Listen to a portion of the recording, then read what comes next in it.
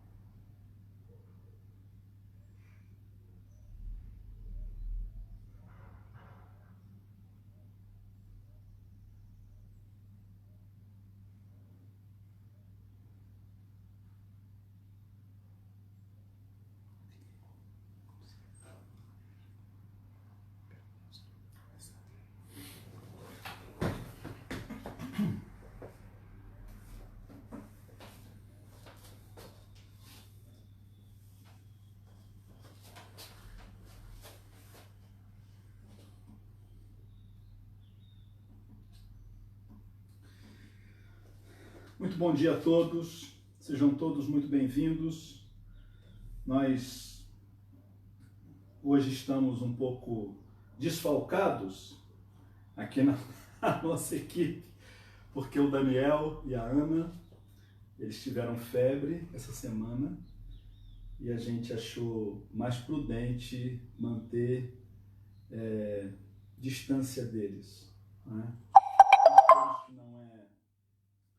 Não é nada mais grave, mas mesmo assim a prudência nos indica esse procedimento.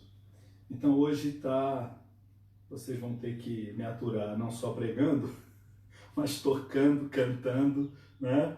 E estamos só eu e Lia aqui para esse culto. Mas na verdade estamos todos juntos. Todos estamos juntos no Espírito de Deus. E eu vou convidar você a abrir a sua Bíblia no Salmo 22. Salmo 22.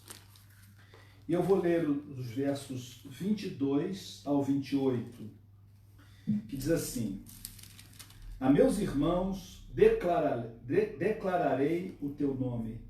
Cantar-te-ei louvores no meio da congregação. Vós que temeis ao Senhor, louvai-o. Glorificai-o vós todos, descendência de Jacó. Reverenciai-o vós todos, posteridade de Israel. Pois não desprezou, nem abominou a dor do aflito, nem ocultou dele o rosto, mas o ouviu quando lhe gritou por socorro. De ti vem o meu louvor, na grande congregação. Cumprirei os meus votos na presença dos que o temem. Os sofredores hão de comer e fartar-se. Louvarão o Senhor os que o buscam. Viva para sempre o vosso coração. Lembrar-se-ão do Senhor e a ele se converterão os confins da terra. Perante ele se prostrarão todas as famílias das nações, pois do Senhor é o reino, é Ele quem governa as nações. Vamos, como a gente já falou, cantar, e essa música que a gente vai cantar fala que nós estamos todos juntos. E eu creio que estamos todos juntos. Eu creio que você e eu fazemos parte de um grande e maravilhoso corpo. E juntos devemos dedicar a nossa vida a adorar esse Deus que governa as nações. É um Deus tão grande, mas não oculta o seu rosto do aflito. Cante comigo.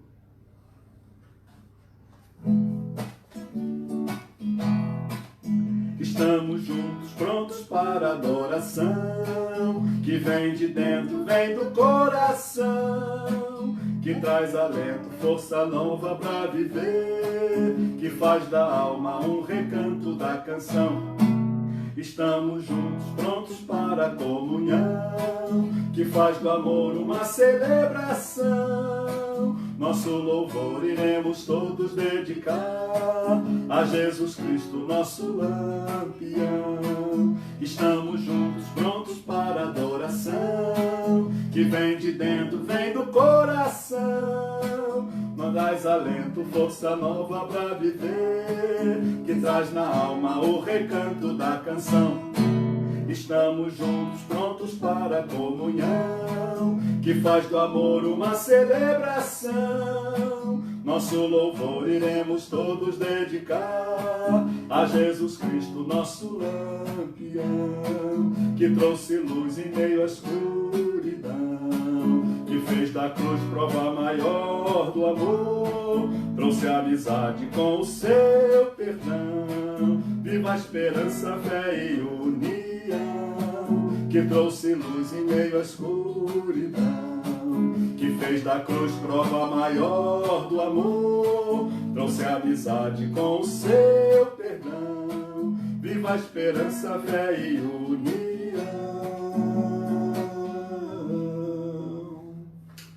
Amém. Vamos orar com a Lia.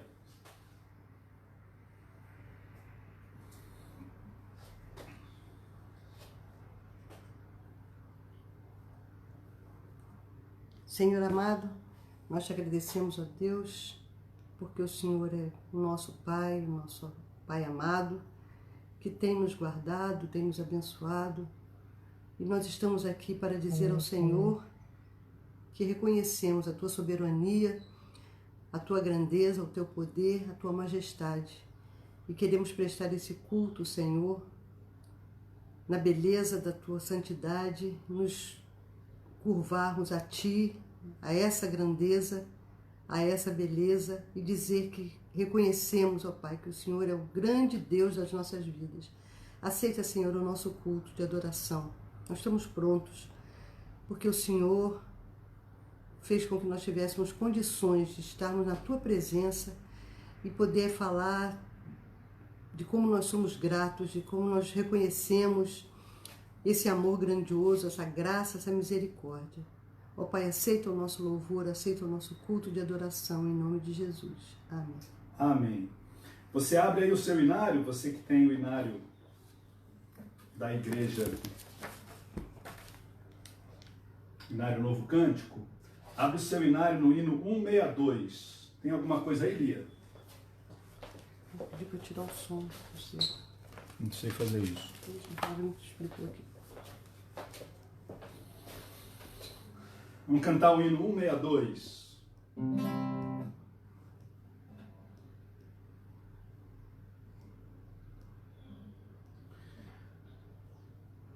Hoje nós vamos falar sobre tormenta, vamos falar sobre dificuldades, e o texto que a gente vai usar é de alguém que passou na voragem do mar. Vamos cantar 2 hinos, né? Esse aqui, que talvez, acho que na IPVI ele não é muito conhecido, mas acho que alguns conhecem, A Voz de Deus, A Voz de Deus na Tempestade. E depois vamos cantar um dos meus hinos favoritos, que é o Mestre e o Mar se Revolta. 162 é o número do hino, desse de agora.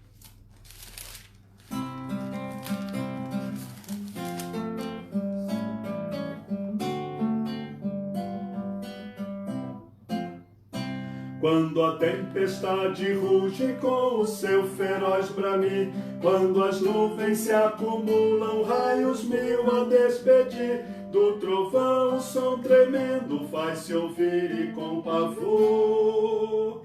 Mas por sobre a tempestade soa a tua voz, Senhor.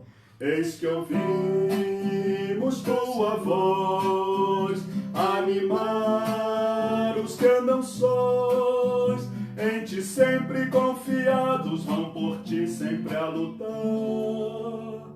Nesta vida tormentosa, qual fragor do vasto mar, quando o mar vem mansamente sobre a areia se espraiar, quando a brisa sussurrante calmamente perpassar, soa a mística harmonia, ouve-se um feliz rumor. Desse coro docemente vem a tua voz, Senhor. Eis que ouvimos tua voz animar os que andam sós, em ti sempre confiados, vão por ti sempre a lutar. Nesta vida tormentosa, qual fragor do vasto mar, quando o coração aflito quer a dor ao mal fugir, e se agita e luta e ruge sem descanso e paz sentir, qual um som que se repete nas quebradas a rolar. Ao aflito e contristado tua voz vem consolar. Eis que ouvimos tua voz animar os que andam sós, em ti sempre confiados, vão por ti sempre a lutar. Nesta vida tormentosa, qual fragor do vasto mar, eis que ouvimos tua voz animar os que andam sós, em ti sempre confiados, vão por ti sempre a lutar. Nesta vida tormentosa, qual fragor do vasto mar. Amém. Esse hino me lembra os cultos domésticos que a minha mãe fazia com a gente. Muito bem. Hino 254, Sossegai.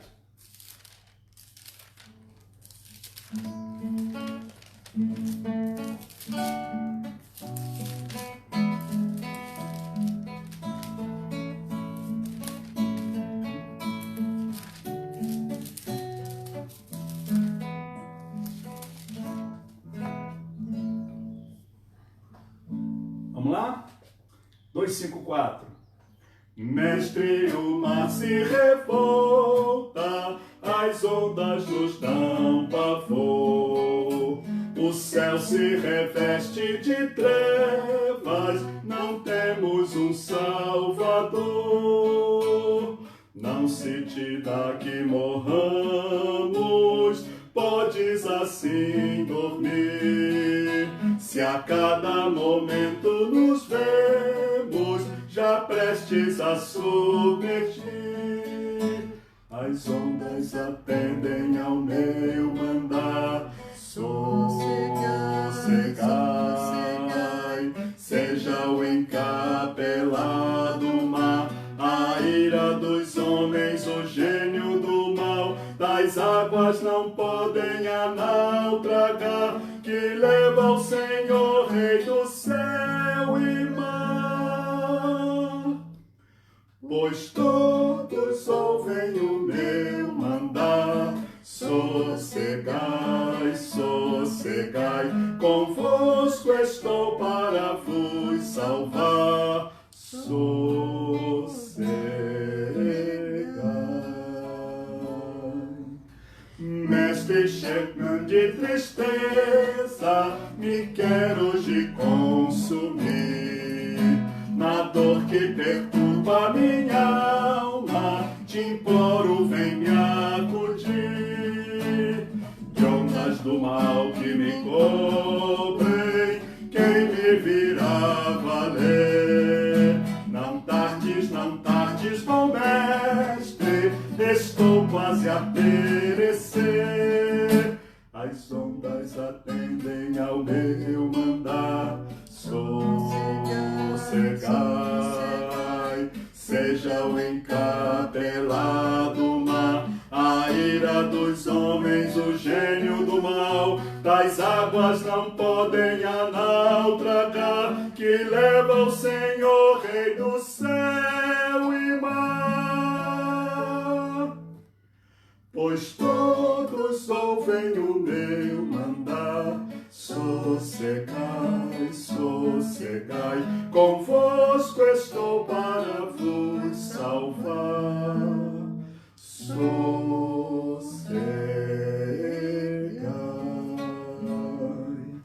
Mestre, tão boa bonança, em paz vejo o céu e o mar.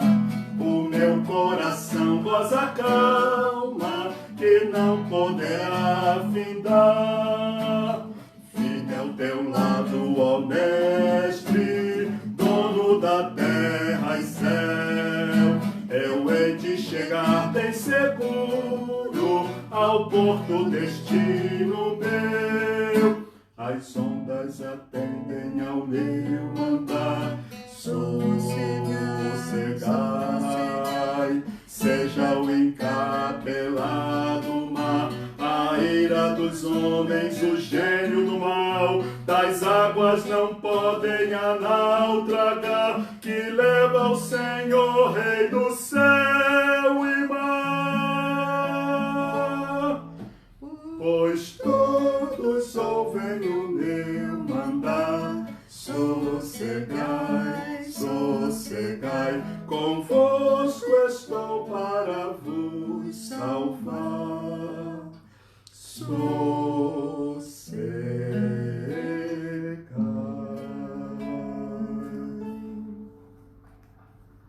Amém.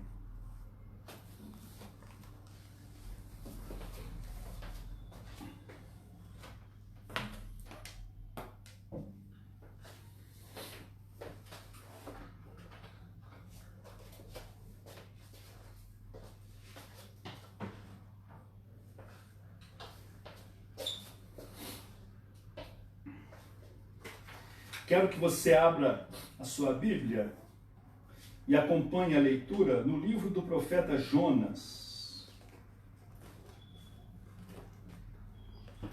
É lá no Velho Testamento.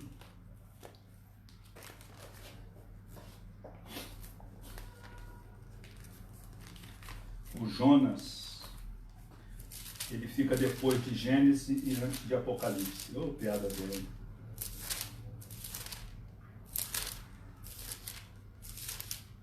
A gente tem que esperar um pouco, né? Porque Jonas é difícil de achar. Profeta Jonas, capítulo 2. Na verdade, nós vamos apenas, eu vou falar muito pouco sobre a história. Eu já preguei na igreja sobre esse episódio de Jonas, mas eu quero hoje ficar só na música de Jonas, na canção que ele compôs. Eu estou chamando de Salmo de Jonas. E o texto bíblico diz assim, capítulo 2 de Jonas. Então Jonas, do ventre do peixe, orou ao Senhor seu Deus e disse: na minha angústia clamei ao Senhor e ele me respondeu. Do ventre do abismo gritei, e tu me ouviste a voz, pois me lançaste no profundo, no coração dos mares, e a corrente das águas me cercou. Todas as tuas ondas e as tuas vagas passaram por cima de mim. Então eu disse: lançado estou de diante dos teus olhos. Tornarei porventura a ver o teu santo templo. As águas me cercaram até a alma, o abismo me rodeou, e as algas se enrolaram na minha cabeça. Desci até os fundamentos dos montes, desci até a terra, cujos ferrolhos se correram sobre mim para sempre. Contudo, fizeste subir da sepultura a minha vida.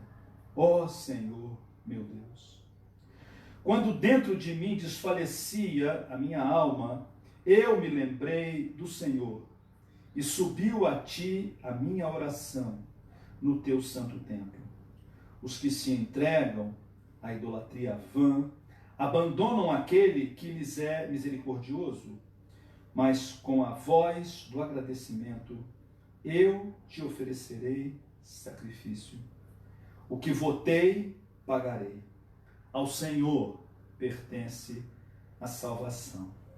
Falou, pois, o Senhor ao peixe, e este vomitou a Jonas na terra.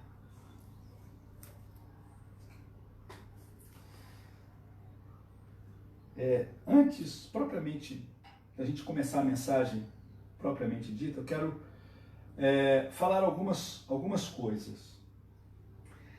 Essa é uma narrativa, essa é uma história que parece fantástica demais, e né? Fantástica demais para muitas pessoas. Não sei se você é capaz de acreditar que alguém foi tragado por um grande peixe. Alguns dizem que é a baleia, mas a Bíblia não diz baleia, a Bíblia só diz um grande peixe. Muito bem, alguém tragado por um grande peixe e depois cuspido ou vomitado de novo, depois de algum tempo, com vida. Isso é bastante difícil de se aceitar, vamos dizer assim, do ponto de vista racional, científico do nosso tempo. Entretanto, existe uma coisa em mim que eu espero que exista em você: a fé. Eu creio num Deus que pode todas as coisas. Um Deus que pode transformar água em vinho, é um milagre da química. Um Deus que pode, como lá no livro de Ezequiel, aparentemente descer diante de Ezequiel numa espécie de nave espacial. Se você ler a visão de Ezequiel, você vai ver todas as características de um lançamento, né, de uma nave espacial. E ele pode fazer assim, ou ele pode fazer simplesmente aparecendo, ele pode fazer tudo. Por isso o nome dele é onipotente. Ele pode todas as coisas. Se o Jonas literalmente esteve ali no ventre do peixe ou não, para mim é o menos importante. Eu não tenho dificuldade nenhuma de acreditar que sim. Mas pode ser, eu admito a ideia, de que Jonas passou por algum tipo de um milagre, não seria menor, né? Um tipo de êxtase, de coma, de alguma coisa que o levou a pensar que isso era real. Né? Tem dificuldade com isso. Não tem dificuldade. Nem com aqueles que acham que isso é meramente uma alegoria.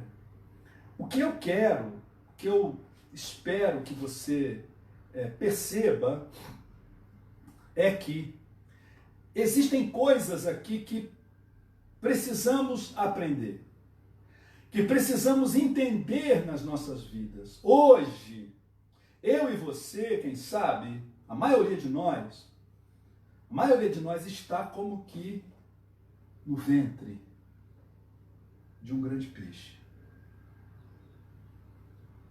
Estamos isolados, muitos de nós.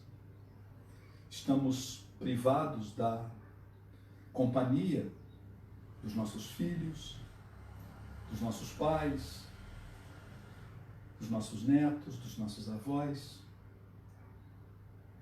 Estamos com medo, todos nós. Você pode junto comigo nessa manhã, se transportar para dentro desse peixe, junto com Jonas. Tentar, e você tem já aí 1 mês e meio, 2, de experiência dentro de um isolamento social, muitas coisas que você tem sentido, embora era evidente a diferença, né? Nós estamos, a maioria de nós, dentro das nossas casas, não é? Protegidos, limitados, impotentes, de uma certa maneira, mas dentro de casa é muito diferente do que a gente vai ver aqui a descrição do Jonas. Mas a dificuldade, eu tenho lidado com pessoas, tenho trocado mensagens com pessoas que estão no limite,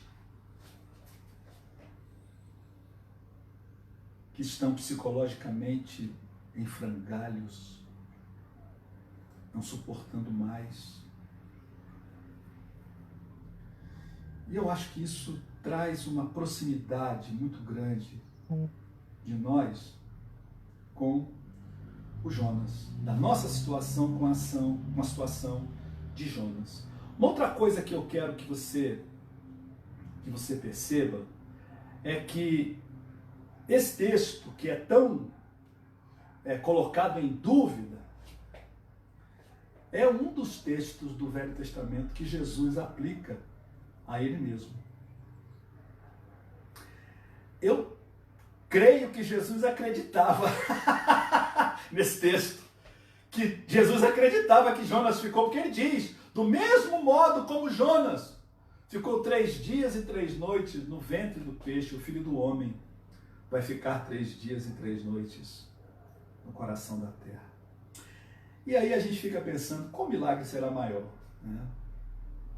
Alguém ficar dentro de um peixe e voltar vivo? Ou alguém ser colocado morto dentro de uma sepultura e ressuscitar? Muito bem, vamos falar então do texto, vamos falar dessa experiência de Jonas, traçando assim um paralelo com a nossa experiência, com a nossa situação. Versículo 2, então eu já falei, né? Isso aqui para mim é o Salmo de Jonas. Você poderia chamar de conversão de Jonas. Outra coisa que eu queria falar antes da gente começar. Eu gosto demais de Jonas, porque eu me identifico com Jonas. Eu me vejo em Jonas. Jonas é um sujeito que erra pra caramba, que comete erros, que é falho. E ele tenta se erguer. Depois ele erra de novo. Isso é muito parecido comigo. Eu não sei se é com você, acredito que sim. Mas Jonas é muito parecido comigo. Eu sou muito Jonas na minha vida. Vamos ver o texto. Versículo 2, né, diz assim: na minha angústia clamei ao Senhor e ele me respondeu. Do ventre do abismo gritei e tu me ouviste a voz. O versículo 2 é uma espécie de resumo, né? Ele tira o suspense da gente. Ele diz assim, olha só, não precisa ficar preocupado, vai acabar tudo bem. E com Deus é assim, essa deve ser a nossa expectativa sempre. Na minha angústia, eu tenho dificuldades, eu tenho problemas, mas Deus vai fazer tudo ficar bem. Nem sempre o ficar bem será aquilo que eu idealizei, aquilo que eu gostaria que fosse. Mas o plano de Deus, ele vai se cumprir na minha vida. Isso não tem suspense, não tem aquela coisa do filme, será que vai dar? Não, vai dar. Deus garante que vai dar. Deus é aquele que segura todas as coisas na sua mão e guia todas as coisas conforme o sábio conselho da sua própria vontade. Então, ele começa esse versículo 2 com uma característica, né? Eu já falei que isso é um salmo, uma característica da poesia hebraica, que é o paralelismo. Ele fala uma coisa que ele diz assim, ó: na minha angústia clamei ao Senhor e ele me respondeu. Ele vai falar a mesma coisa, com outras palavras, só que Jonas vai fazer uma coisa mais forte. É a mesma coisa. Só que assim, olha, na minha angústia clamei ao Senhor, mas você não tem ideia do tipo de angústia que foi. Porque eu estava no ventre do abismo. Lá no ventre do abismo eu gritei. E tu me ouviste a voz. Ele qualifica, ele usa o paralelismo, mas ele qualifica não apenas a sua angústia como estar no ventre do abismo, e os tradutores, os comentaristas, eles dizem que esse ventre do abismo é uma experiência de quase morte. É como se fosse uma sepultura. Ele qualifica o seu clamor, quando ele diz clamei ao Senhor, no paralelismo está lá, gritei. Ele está dizendo, nesse resumo do início, né, onde ele tira, ele diz para nós que tudo já se resolveu. E com Deus é assim, com Deus tudo está absolutamente resolvido. Ele deixa isso para nós, mas ele diz, olha, não pense que foi fácil. Não pense que foi qualquer angústia. Não pense que foi qualquer clamor. Foi uma angústia de quem está no ventre do abismo. E foi um clamor como de quem grita. Depois ele fala nos versos 3 a 6 da situação que ele viveu. Eu coloquei como título o seguinte: Jonas está dizendo assim, onde é que eu fui parar? Né? A minha avó dizia, onde foi que eu amarrei a minha égua? Né? Onde que eu fui parar? Se você lembrar, você que conhece a história, lá no capítulo 1 de Jonas, no versículo 3, está dito lá que Jonas queria fugir de Deus. Diz o texto, Jonas se dispôs, quando Deus diz assim, dispõe-te, vai à cidade de Nínive. Jonas se dispôs, mas para fugir da presença do Senhor, para Tarsis. Tendo descido a Jope, achou um navio que ia para Tarsis, pagou a passagem, embarcou nele, para ir com eles para Tarsis, para longe da presença do Senhor. Eu acho interessante que esse lugar que é chamado aqui de Tarsis, a maioria dos comentaristas, não, dos estudiosos da Bíblia, não localizam. Você pega o mapa aí do final da sua Bíblia, ou pega um atlas bíblico, dificilmente alguém se arrisca a dizer, não, Tarsis é aqui. Tem uma série de especulações, mas a que eu mais gosto é que Tarsis é um lugar imaginário, como a gente diz assim, foi lá para onde Judas perdeu as botas, né? Bom, ir para o lugar de Judas já não é bom, né? Aonde ele perdeu as botas, pior ainda. Então Tarsis seria assim um símbolo do lugar que Jonas desejava, um lugar longe de Deus, longe de Deus. E ele diz no versículo 2, né, que ele foi parar no ventre do abismo. Aqui nesse versículo 3, diz, me lançaste no profundo, olha só, no coração dos mares. Isso me faz lembrar aquele salmo tão maravilhoso, que acho que é o salmo favorito da minha mulher, e também tem um hino baseado nesse salmo, que eu acho que é o hino favorito dela, quando diz, para onde me ausentarei do teu espírito? Para onde fugirei da tua face? Se subo aos céus, lá estás. se faço a minha cama no mais profundo abismo. É lá que ele está, no mais profundo abismo. Ele desejou, lá no início da história, ele desejou fugir de Deus. Ele está lá no profundo. Ele está lá no mais profundo abismo, mas não dá para fugir de Deus. O que Jonas começa a aprender é que não é possível fugir de Deus. Ele diz assim: todas as tuas ondas e as tuas vagas passaram por cima de mim. Não são assim as ondas apenas. Ele percebe que aquela voragem do mar, aquela coisa tremenda que o jogava de um lado para outro, não era um acaso, eram as ondas de Deus.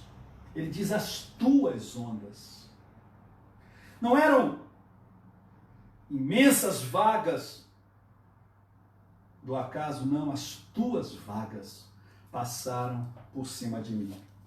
Eu não sei quantos de vocês já foram à praia e tomaram um caixote. Às vezes a gente fica na praia, né? Eu fazia muito isso quando era criança e jovem, ia para a praia e ficava brincando tentando pegar o que a gente chama de jacaré. É um surf, né? Sem prancha, né? O nosso corpo é a prancha. E às vezes a gente errava o jeito ali de pegar a onda. E aí a gente tomava que a gente chama de caixote. E olha, é um negócio que dura poucos segundos, mas é um desespero tão grande. A gente é jogado e a gente vai rolando, né, de um lado para outro, e a gente não tem controle nenhum, a gente vira um passageiro desesperado da onda. Não temos controle. Vamos rolando, rolando. E Jonas está aqui, ó. Ele está rolando. Me lançaste no profundo, no coração dos mares, e a corrente das águas me cercou. Todas as tuas ondas e as tuas vagas passaram por cima de mim.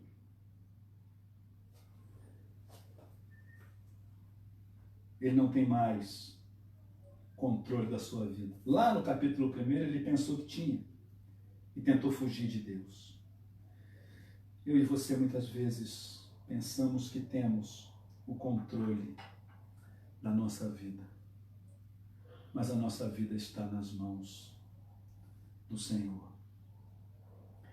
E quem sabe você está pensando aí que, como Jonas estava pensando, que Deus estava zangado com ele, estava bravo com ele e o estava castigando. Porque olha só o que é que ele diz.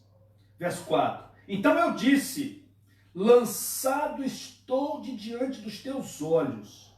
Quer dizer, estou jogado fora.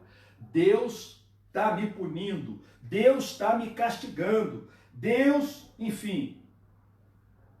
E ele ainda faz um comentário assim: será que eu vou voltar a ver o teu santo templo? Ele se sente castigado. Mas aqui, não olha para isso aqui como alguém sendo castigado. Não olha para a sua vida, para a sua situação, como alguém que está sendo punido por Deus. Não. Na verdade, o que Deus está fazendo, Deus está tratando de Jonas. Era muito simples deixar Jonas morrer afogado ou devorado de fato por um peixe, e Deus poderia levantar outro profeta, poderia suscitar outra pessoa para ir para Nínive. Mas Deus tem uma coisa com Jonas. Deus tem um amor com Jonas. Jonas é um filho de Deus, que Deus quer tratar. Deus não está castigando você, Deus não está punindo você, Deus não está trazendo coisas, sejam essas que estão hoje sobre a nossa pátria e o nosso mundo, para nos punir. E nós estamos vendo uma experiência que é essa experiência hoje, mas em todo o tempo, Deus trata conosco. Deus nos educa, Ele é o nosso Pai, Ele nos ama, Ele quer o melhor para nós, para mim e para você. Eu quero que você pense, daqui a pouco a gente vai tratar dessa questão do templo de novo, que na verdade, se você for olhar bem o texto, o templo não é um lugar. O templo é uma referência da presença de Deus. Quando ele diz, será que eu vou voltar a ver o teu santo templo? Na verdade, ele vai falar daqui a pouco do templo novamente, e você vai perceber que o templo é a relação com Deus. Existe um templo físico, aquilo é uma referência, não é? Da presença de Deus, da relação com Deus, é uma referência. Nós temos o nosso templo, nós temos o nosso prédio na rua Justiniano da Rocha 351. Aquilo é uma referência para nós. Eu tenho saudade de lá. Mais de 2 meses. Não tenho saudade do prédio, eu tenho saudade de você. De cada um de vocês. Mas ali é o lugar onde nos juntamos. Ali é o lugar onde adoramos. Ali é o lugar onde estamos juntos para adoração, para comunhão, para ação social. É ali. Aquele lugar é a nossa referência. Mas aquele lugar não é Deus. Aquele lugar não é a presença de Deus. Eu espero, tão rápido quanto possamos, voltar àquele lugar. Mas eu não posso esperar voltar para aquele lugar para ter a minha comunhão com Deus. Eu tenho aquela referência lá. Mas eu tenho a relação com Deus. E o lugar não significa nada e não vai significar nada, nem na minha vida, nem na sua, se por trás do lugar, por trás da referência, não existir uma relação verdadeira, genuína, nossa, com o nosso Deus. A pandemia pode nos afastar da referência, pode nos afastar do lugar. Mas a pandemia, se você é filho de Deus, se você tem relação com Deus, a pandemia não pode nos afastar de Deus.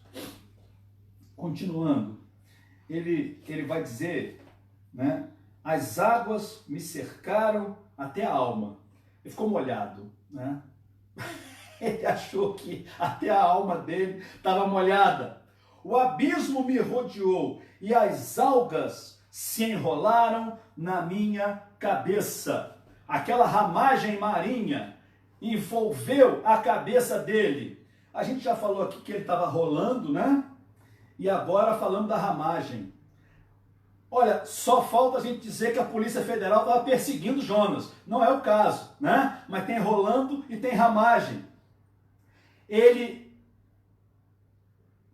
Benção, Paulo Machado. Ele diz que as algas se enrolaram na sua cabeça. E ele vai dizer uma coisa tremenda. Ele vai dizer, eu desci. Verso 6. Eu desci aos fundamentos dos montes. Eu desci até a terra. Eu desci. 2 vezes. Ele usa essa palavra, eu caí muito. Caí muito, fiquei preso. Olha o que ele diz. Os ferrolhos se correram sobre mim para sempre. Eu não estava vendo mais perspectiva. Eu caí. cair.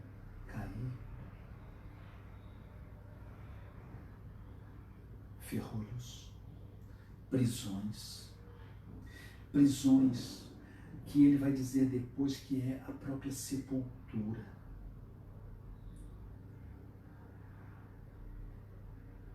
Quem sabe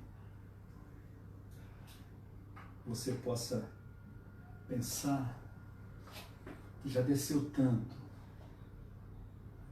que já caiu tanto, que está tão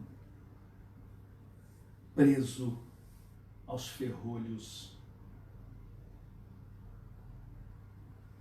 da sua vontade, do seu querer, se achando longe de Deus e desprezado, e você pensa, não dá mais para sair. Muitos ferrolhos me prendem. Eu tenho um amigo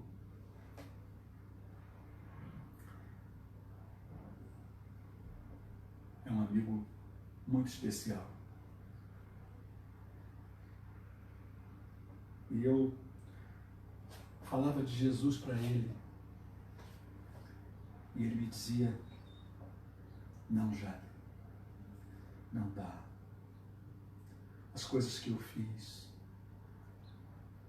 os pecados que eu cometi, o tanto que eu já desci, eu não tenho mais perdão.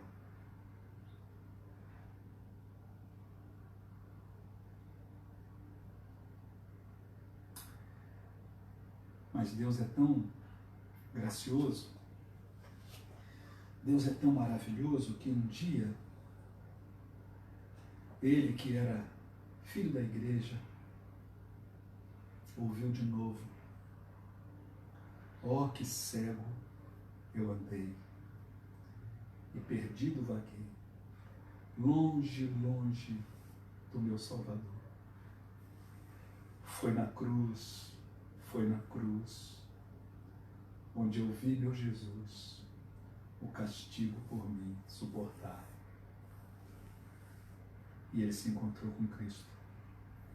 E ele é um servo de Deus. E nós somos ainda mais amigos, porque agora somos irmãos.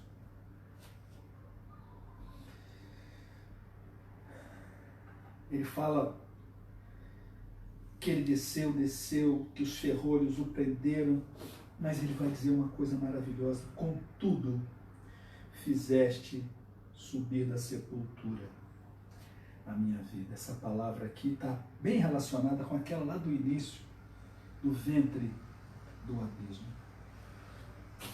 E ela pode ser traduzida também pela mesma palavra, ela é a mesma palavra que é usada para inferno, ela é usada aqui. É como se ele dissesse assim: você fez a minha vida sair do inferno. O Senhor Jesus diz que a igreja, eu e você, a nós foi dado o poder de arrombar as portas do inferno. As portas do inferno não prevalecerão contra a igreja.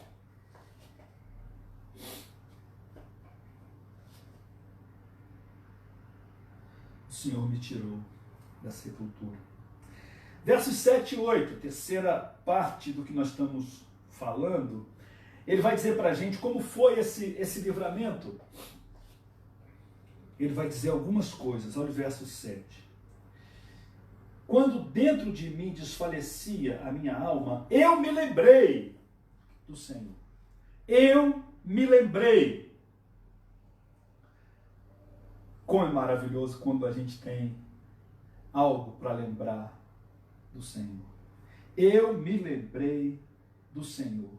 Outra coisa, a minha oração subiu. Eu me lembrei. Eu estou lá embaixo. Eu desci. Eu afundei. Eu estou preso pelos ferrolhos. Mas lá no fundo da sepultura, lá, vamos dizer assim, atrás das portas do inferno, eu me lembrei. E a minha oração subiu. A minha oração subiu no teu santo templo. Opa, olha o templo aí de novo. Como é que pode templo se ele está no ventre do peixe? Ele está lá no ventre do peixe. Lá no ventre do peixe ele orou. E isso mostra, de fato, para mim e para você, aquilo que a gente vinha estudando, né? Várias mensagens nós fizemos sobre a casa de Deus, e falando que isso é o símbolo da relação, que a verdadeira casa de Deus sou eu e é você. Nós somos a habitação do Espírito de Deus. O templo físico é uma referência da presença de Deus e aponta para uma relação com Deus. Foi disso que ele lembrou. Eu tenho uma relação com esse Deus.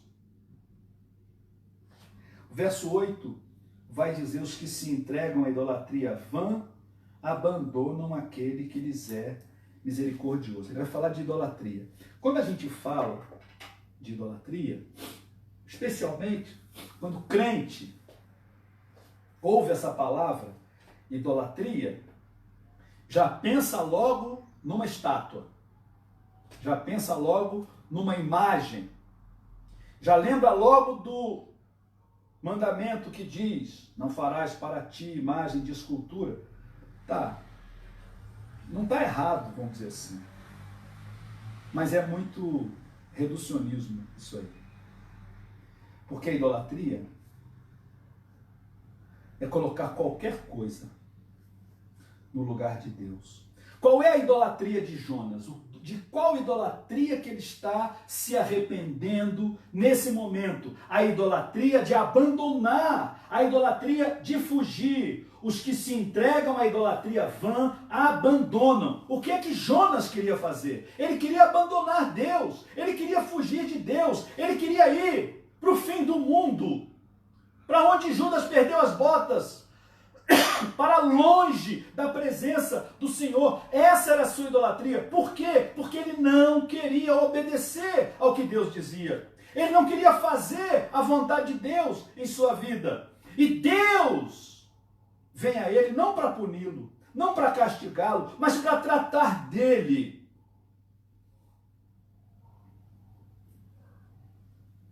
E ele reconhece aqui no verso 8 que os que se entregam à idolatria vã abandonam aquele que lhes é misericordioso.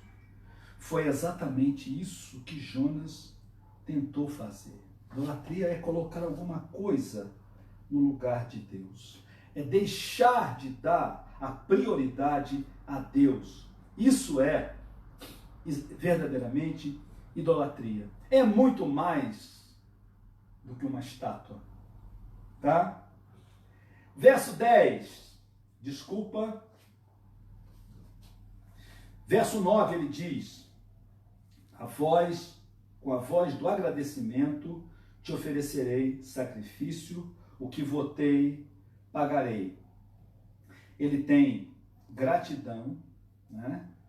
Já, mesmo antes da sua situação estar definida, ele tem gratidão, com voz de agradecimento.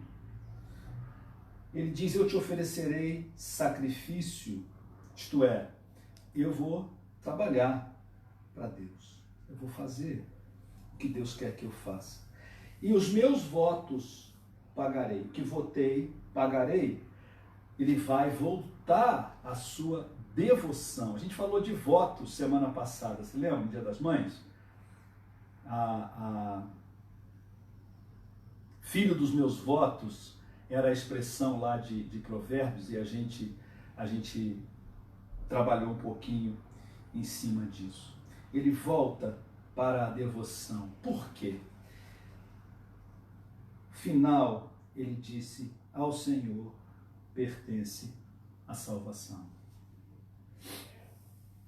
Gente, não existe outro.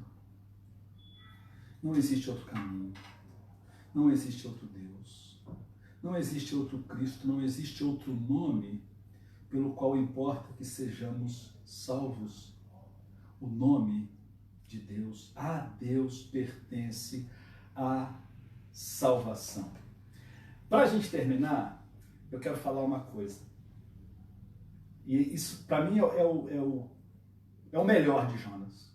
É o melhor. Jonas é um cara fujão. Ele não quer fazer o que Deus quer que ele faça, então ele foge.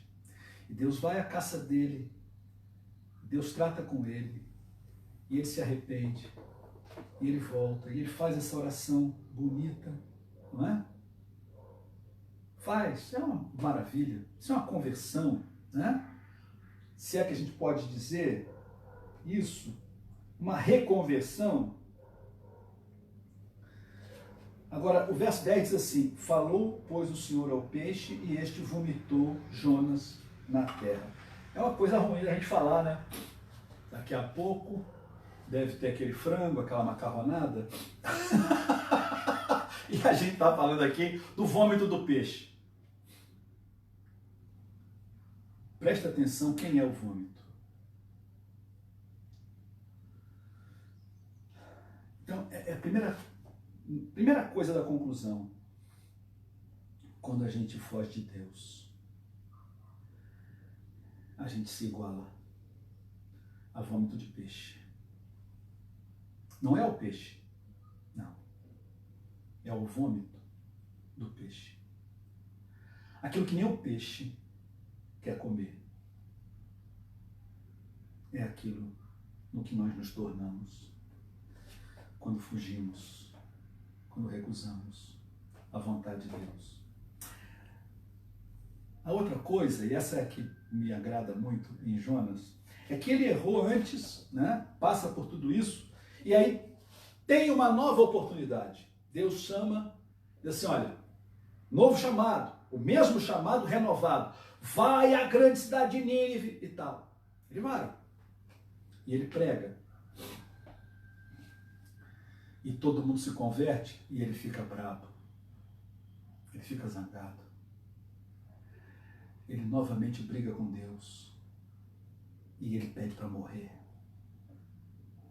E Deus tem que convencer Jonas sobre o valor da vida daquelas pessoas de Nínive. Não apenas as pessoas, mas as plantas e os animais.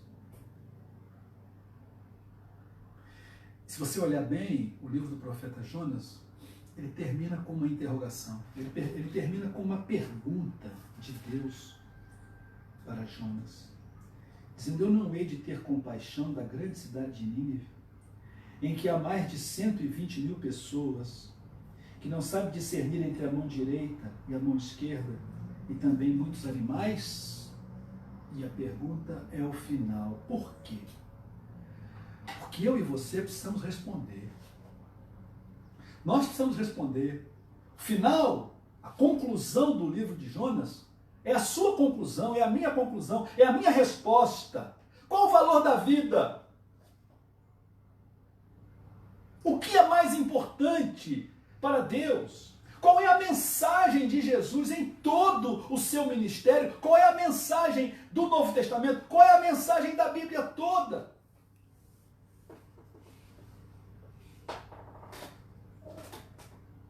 Jonas volta a errar. Isso me dá um conforto muito grande, porque eu constantemente volto a errar. Eu constantemente volto a me rebelar. Eu constantemente volto a questionar Deus na minha vida. E Deus tem que tratar comigo de novo. E Deus tem que ensinar as coisas para mim de novo. A questão não é a gente errar, mas é a gente sempre ter essa disposição do Jonas. Eu sei que ao Senhor pertence a salvação. O livro de Provérbios diz que o justo cairá 7 vezes. E 7 você sabe que não é um número para a gente contar. 1, 2, 3, 4, 5, 6, 7. Mas a Bíblia diz que o justo vai cair tantas vezes quantas ele cair, mas jamais ficará prostrado. O Jonas começa caindo, cai muito, se levanta, depois cai de novo, mas Deus o levanta novamente e deixa essa pergunta para mim e para você. Vale a pena fugir de Deus? Vale a pena brigar com Deus? Vale a pena não ter como prioridade aquilo que é prioridade de Deus? Que Deus te abençoe. nessa manhã. Que Deus abençoe a sua família, que Deus abençoe a todos nós. Amém. Eu quero lembrar a você que a igreja tem os seus compromissos financeiros e que você pode, especialmente, eu falo isso agora, aos membros da igreja. Você pode, pelos canais da igreja, pegar lá o número da conta, o número da agência, do banco, etc. E ali você faz o seu depósito, o seu dízimo, a sua oferta. Mas uma coisa que a gente sempre fala, a gente já falava antes da pandemia e agora muito mais. Isso não pode ser um peso na sua vida. Ontem o seu Guedes me ligou. O seu Guedes me ligou e falou assim, pastor, o seu Guedes me liga quase todo dia, né? Mas, assim, sem dúvida, pelo menos uma vez por semana, o seu Guedes me liga. Ele está com muita saudade da igreja. E ontem ele me ligou e falou assim, pastor, tem um homem aí, o senhor conhece, não sei se o senhor conhece, ele está vendendo um feijão por R$1.000. Eu não tinha, não tinha essa informação. Depois eu procurei saber, realmente existe essa coisa aí. Gente, olha só. Tem muita gente que está atrás do seu dinheiro. Tem muita gente que quer colocar a faca no seu pescoço, de alguma maneira, e obrigar você a contribuir.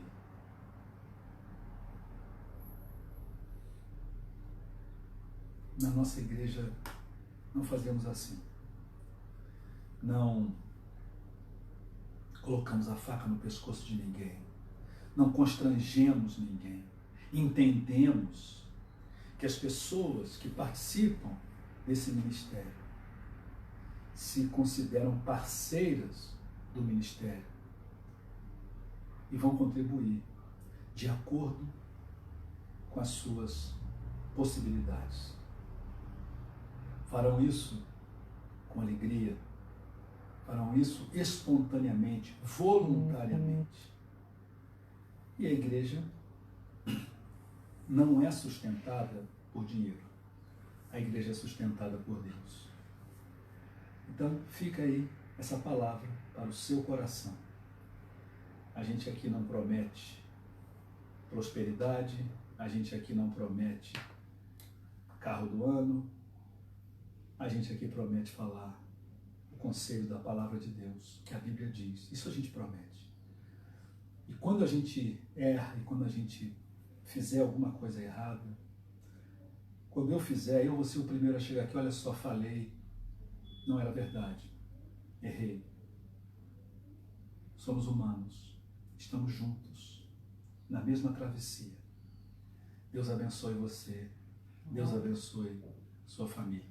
A Lia está me lembrando aqui, na sua oferta, se você, porque a igreja, quando a gente começou a pandemia, nós estamos com um problema lá de infiltração, ia ser feita uma obra, vai ser feita, já chegamos a 50% do valor necessário, e esse era o compromisso do conselho. Se você quiser contribuir com a obra, tem a contribuição normal da igreja, né, que você pode fazer nesses termos que a gente já explicou, mas a gente tem a obra, é uma coisa separada, como acontece na nossa casa, né? Você tem lá uma coisa, quebrou o telhado, então vamos ver o que a gente faz, dá para consertar? Dá. Quanto é? Tanto. Pá, dá para pagar? Dá. Não dá? Bota um plástico para aguentar a gente morar ali enquanto a gente não tem. Então a igreja funciona da mesma forma. Aquele prédio não é meu, aquele prédio não está no meu nome, nem no nome dos prédios, aquele prédio é da igreja. Todos nós, membros da igreja, somos proprietários. Mal comparando assim, é como um condomínio, né? Nós somos participantes de tudo ali, né? Então, se você quiser contribuir com a obra, você faça de uma maneira que a gente saiba. Você manda sua oferta, manda uma mensagem para ele, olha, aquele dinheiro que eu mandei tal valor, tal dia, aquilo é para a obra. A gente vai separar, deixar exclusivamente para a obra. Tá bom? Vamos terminar? Queria que você, aí onde você está, levantasse a sua mão e repetisse. À medida que eu disser, você repita. Que a graça de Jesus, Que a graça de Jesus, o amor de Deus, o amor de Deus, a comunhão do Espírito Santo, a comunhão do Espírito Santo, seja contigo, seja contigo, seja com o povo de Deus, seja com o povo de Deus, agora e sempre. agora e sempre. Amém. Amém. Bom dia, bom domingo.